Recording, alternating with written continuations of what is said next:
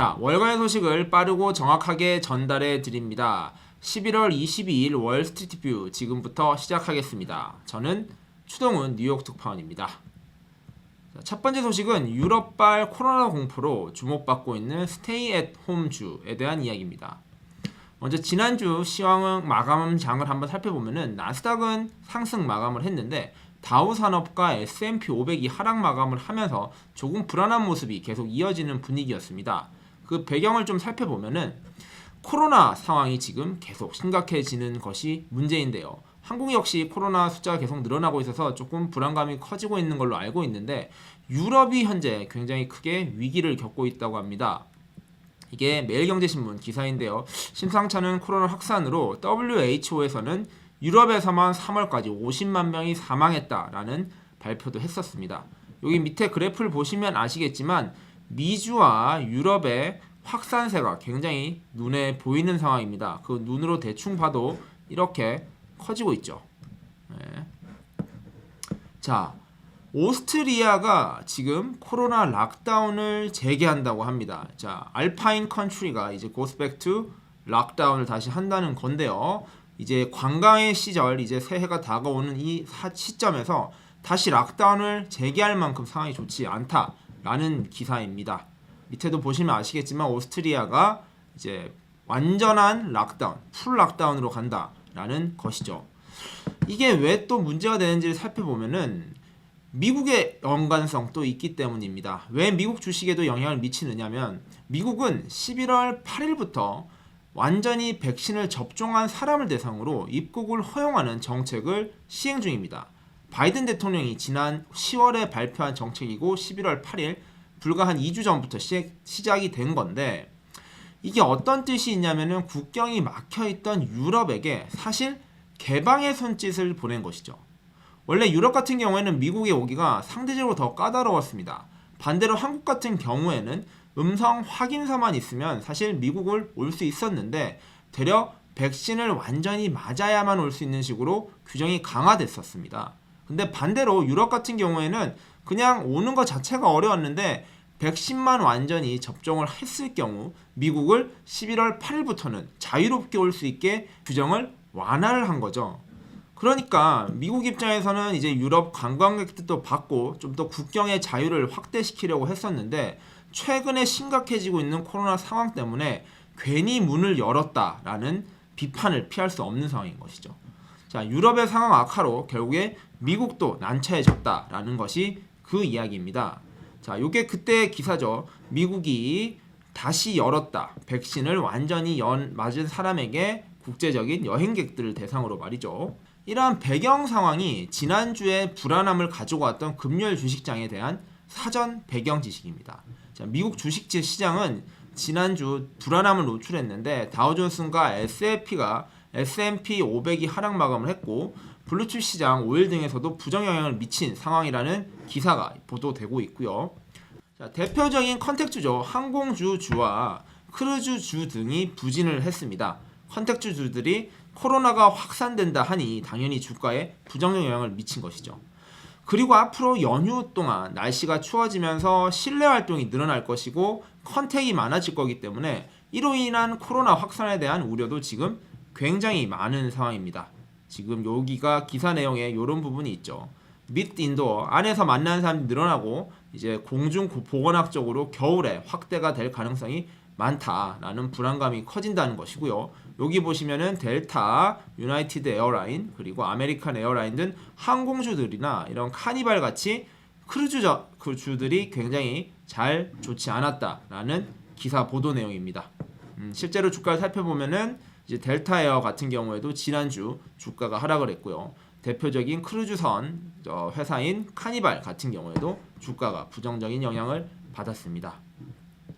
이처럼 코로나로 인해서 주가가 하락한 주들이 있는 반면에 반사이익을 얻은 스테이인 홈주들도 있습니다. 자, 스테이인 홈, 집에서 머무르면서 할 수 있는 서비스들, 이러한 기술주들이 바로 이익을 얻은 것인데요. 그래서 지난주 금요일에 나스닥주가 상승한 것이죠.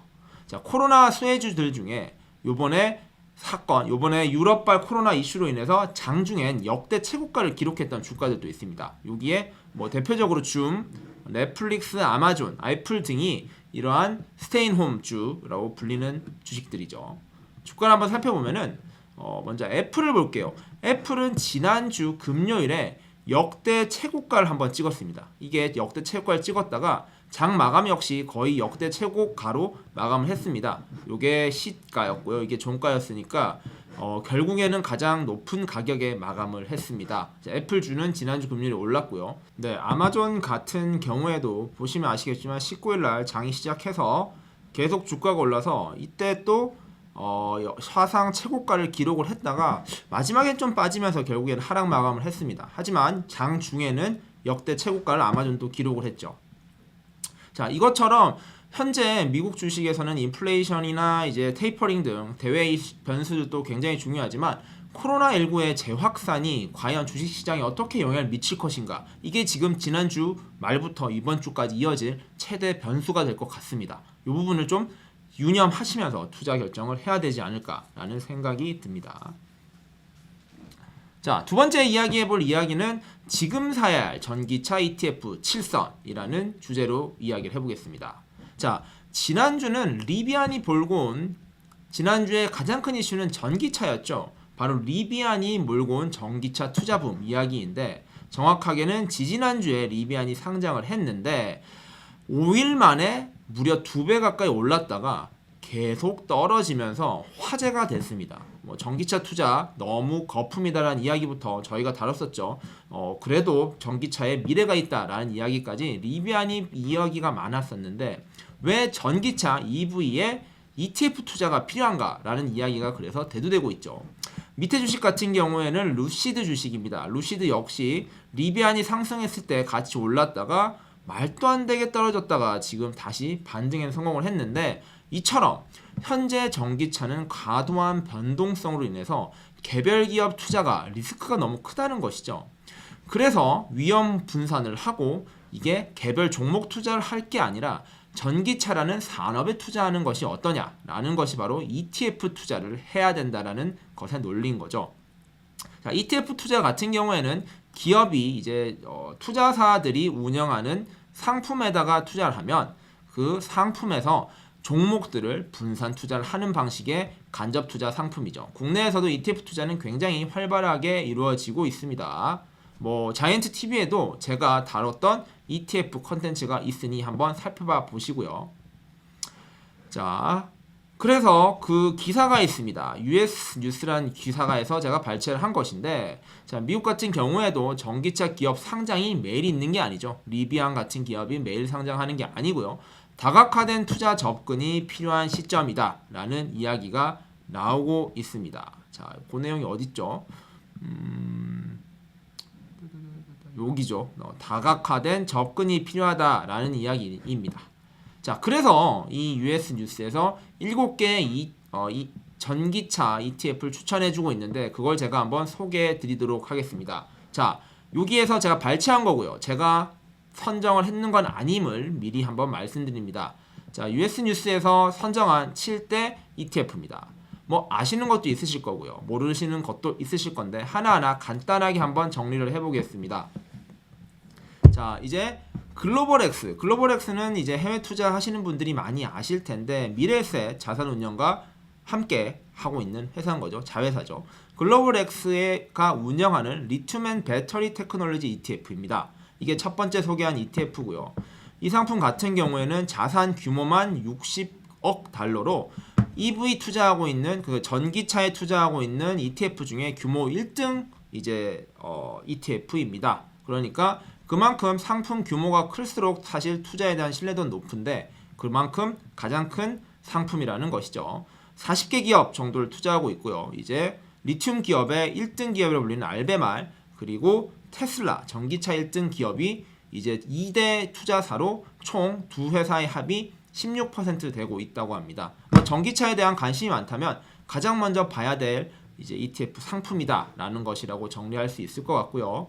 자, 두 번째 소개해드린 상품은 역시 글로벌 X가 가지고 있는 자동차 자동 운전 그리고 전기차 ETF입니다.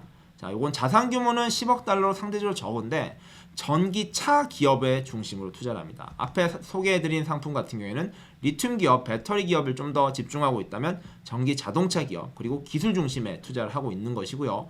테슬라 당연히 들어있고요. 엔비디아, 알파벳처럼 자율주행과 이제 반도체 칩 기술이 굉장히 발달되어 있는 기업들이 중심이 되어 있다라는 것이 특징적인 상품이며 구별되는 상품으로 소개되고 있습니다.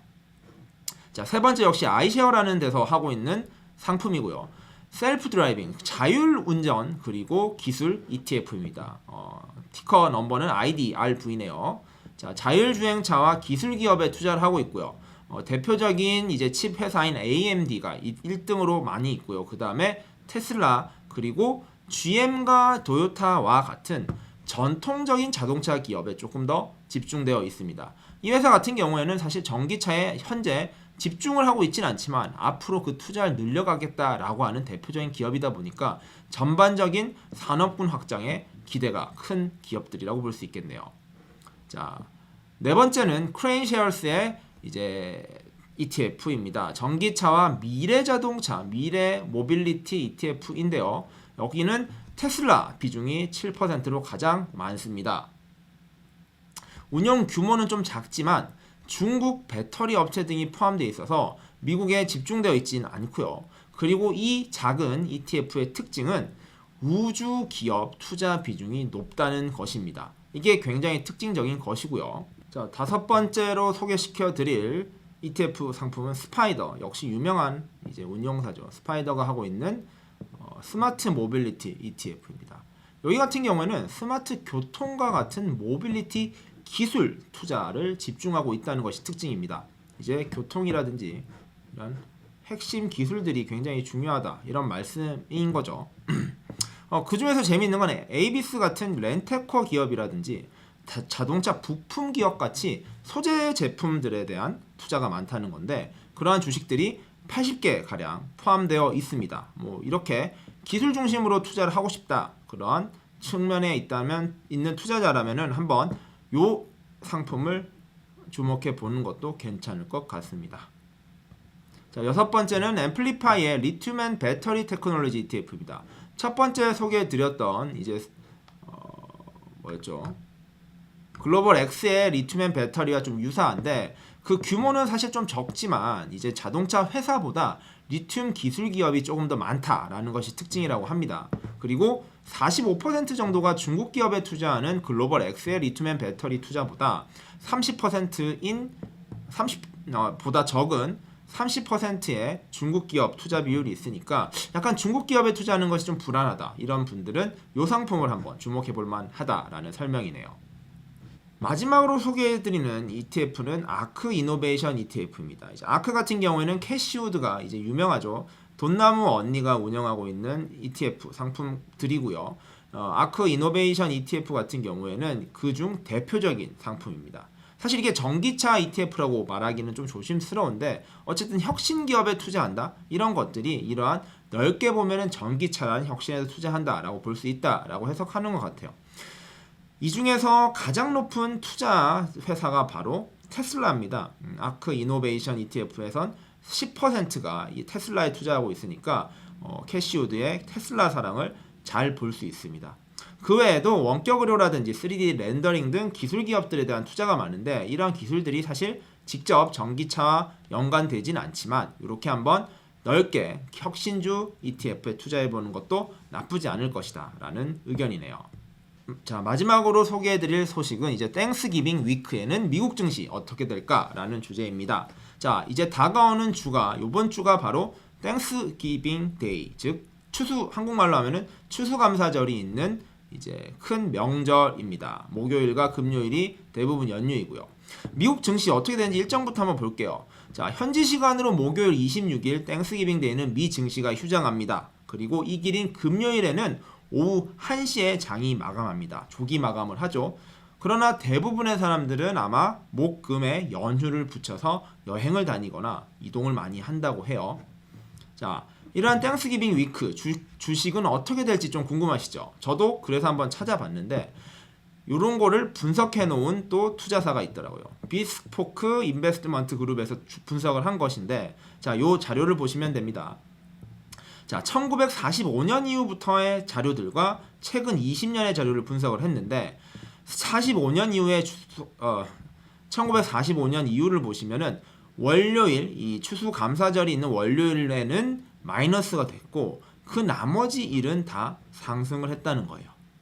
그리고 최근 20년을 살펴보면은 더욱더 성과가 좋은데, 월요일에도 더 많이 올랐고, 화요일에만 조금 빠진 이후에 수요일, 금요일, 그리고 주간 단위로도 지난 45년 이후보다도 훨씬 좋은 성과를 거두고 있다라는 것입니다. 자, 정리를 해보면은 수요일을 주목하라 라고 정리를 내는데, 지난 75년 동안은 월요일만 하락을 했고요. 그리고 수요일과 금요일에 상승폭이 컸었는데, 최근 20년을 기준으로는 화요일 빼고 모두 올랐다 라고 정리를 할 수 있겠죠.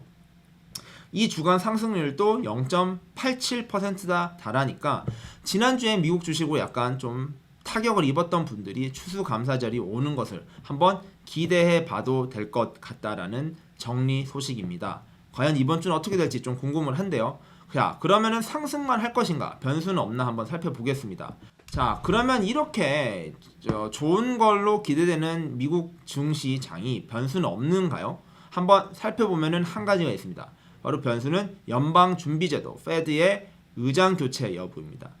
현재 연휴를 전후해서 콜린 파월 의장이 연임을 할 것이냐, 교체를 할 것인가가 결정이 될 것이라고 해요.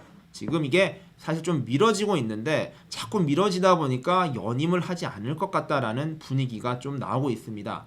연임 시에는 당연히 큰 영향이 없을 거라고 보고 있는데, 교체 시에는 시장에 영향을 미칠 수도 있다라는 것이 현재 시장의 분위기입니다. 또 반면에 교체가 되더라도 큰 대세에는 지장이 없을 것이라는 관측도 나오고 있는 만큼, 현재 미국의 전반적인 분위기는 아마 큰 영향 없이 미증시가 좀 잘 갈 것이다 라고 예측하고 있네요.